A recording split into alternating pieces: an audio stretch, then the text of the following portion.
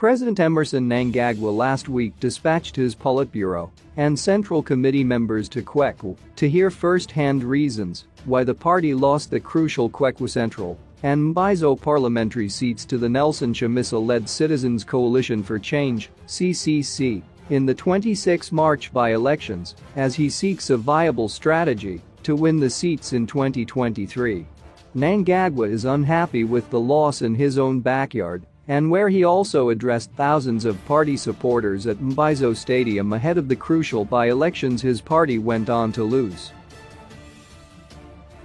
The ZANU-PF leader views the Midlands province as his stronghold. He is not taking the loss lightly, as he sees it as a slap in the face. Mnangagwa also views the loss as problematic, as it leaves him with no power base, hence the push to figure out what could have transpired and work to address the shortcomings ahead of the party's elective Congress set for December and ultimately the 2023 general election, if he succeeds in his bid to represent the ruling party. Mnangagwa was memorably beaten to the Kwekwe parliamentary seat by Blessing Chibundo, then of MDC in 2000 and 2005, prompting him to abandon the constituency. Since the by-election defeat, ZANU-PF members have been blaming each other on factional grounds. Multiple sources in the Midlands confirmed that Politburo member Tsitsi Musenda took the time to listen to ZANU-PF supporters who were open with her on what was destroying the party in the province.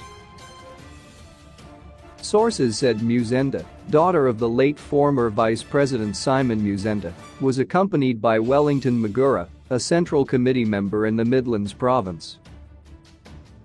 One of the reasons that Musenda was told contributed to the loss, according to a Central Committee member in the province who attended the meeting, was the imposition of candidates. The party official said disqualified candidates were angered by the imposition. She was told that the biggest problem in the two constituencies was imposition of candidates. Supporters of Kandros Mugabe and Energy Cube felt their respective candidates should not have been disqualified and ZANU-PF would have won had either one of them stood, the senior party official said.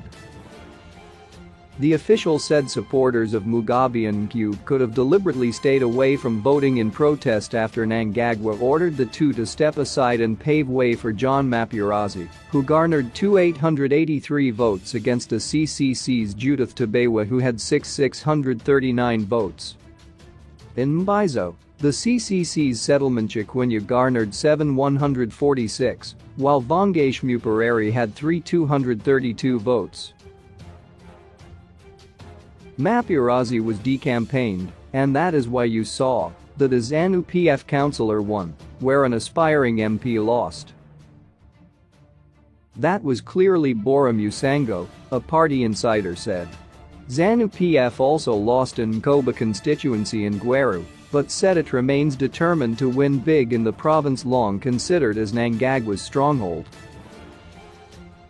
The Newshawks last week reported that ZANU-PF is deeply divided in the Midlands province amid accusations and counter-accusations over how the party lost in the district. Fissures are likely to worsen ahead of preparations for the 2023 elections, with the party failing to heal from the divisive provincial elections that saw Mnangagwa imposing Larry Mavima for the post of chairperson. In the process, Mnangagwa fired State Security Minister Owen Cube from his powerful cabinet post after he reportedly defied his boss by insisting on standing and allegedly engaging in violent conduct. The Cube camp is said to have adopted a passive posture ahead of by-elections in protest, while accusing those now in leadership of lacking strategy to win Mbizo and Kwekwe Central constituencies. In Kwekwe Central, the party would have fared better if they had allowed Mugabe and Cube to stand. They had done their groundwork and all was set, ZANU-PF officials said. Mapurazi is very unpopular, and it was going to be a miracle if he was to win. Things are not well, people are not happy. There are people who think they know everything and have a strategy to win, lying to number one, Mnangagwa, of their potential.